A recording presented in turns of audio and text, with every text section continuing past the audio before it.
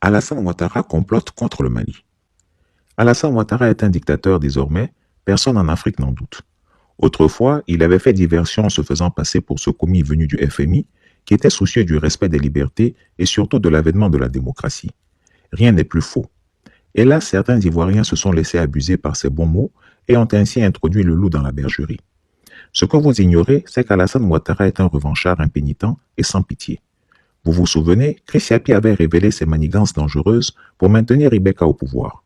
Je vous avais parlé des cargaisons d'armes et de munitions qu'il avait envoyées au Mali afin de stopper le peuple malien dans sa quête de révolution. Et Alassane Ouattara échoua à maintenir le régime Ibeka au pouvoir. Il en a gardé une terrible rancune. Depuis lors, il s'est juré de venger et de détruire le Mali. Chriss Yapi confirme que c'est Alassane Ouattara qui a recueilli, logé et nourri certains pontes du régime d'Ibeka, dont son fils Karim Keïta. C'est lui au calme. S'il a quitté le Mali, ils vont lui l'aller. Depuis, certains militaires et marabouts restés fidèles à l'ancien régime font la navette discrètement entre Abidjan et Bamako avec l'aide logistique du président Ouattara. Il leur a donné son accord formel pour qu'ils déstabilisent le Mali. Il ne rate aucune occasion pour leur dire que bientôt, ils rentreront dans leur pays. Chriss Yapi, après recoupement, est en mesure de vous dire que le président ivoirien envisage très sérieusement le renversement du pouvoir malien. Tout le monde sait tout le mépris qu'Alassane Ouattara a pour les militaires. Puis, il taxe le régime malien d'être pro-Russie. Ainsi, pour justifier l'attaque qu'il s'apprête à lancer contre le régime malien, il tente de convaincre Paris qu'il le fait pour les intérêts français. En réalité, la vraie intention d'Alassane Ouattara, c'est de faire du Mali un dominion.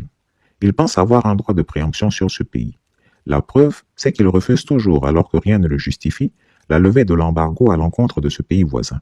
Chriss Yapi trouve curieux que les autres chefs d'État de la sous-région demeurent muets face à la catastrophe qui accourt au Mali. Un drame réel se déroule sous nos yeux dans ce pays.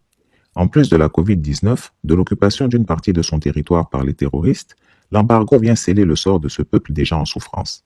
Il est à noter ici que si des États comme le Sénégal, le Burkina Faso, la Guinée-Conakry ont rouvert leurs frontières, la Côte d'Ivoire d'Alassane Ouattara reste le seul pays à maintenir la sienne fermée juste pour punir les Maliens. En réalité, il a un mépris souverain pour le régime de transition qu'il considère détestable, lui qui a fait un PhD en économie. Ce qu'il attend du régime malien, c'est une soumission totale à son autorité.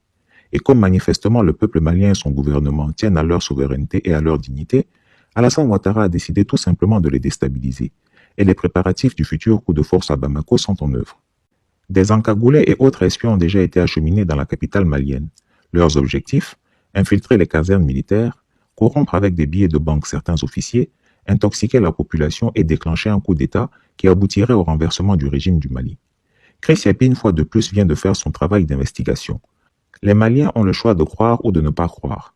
Cependant, il plaît à Chriss Yapi de rappeler qu'à propos du Mali, toutes les informations précédemment révélées se sont avérées exactes. Chriss Yapi tient à remercier 3 chefs d'État de la sous-région ouest-africaine qui, alertés par nos écrits, ont pris l'initiative d'obtenir pour le compte du président de la transition du Mali une audience avec le président français Emmanuel Macron. Le président malien devrait se rendre à Paris dans le courant de cette semaine pour évoquer les menées subversives de son voisin ivoirien et surtout le dossier de la réouverture de ses frontières.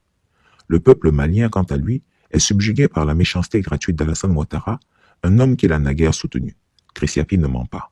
Urgence signalée. Chriss Yapi n'a pas de compte, groupe ou page sur Facebook pour ne pas vous exposer à l'espionnage de Tené Birahima Ouattara. Désabonnez-vous de tous ces comptes espions et alertez vos amis. Mon seul relais officiel est Nathalie Da Silva officielle. Ne vous faites pas arrêter.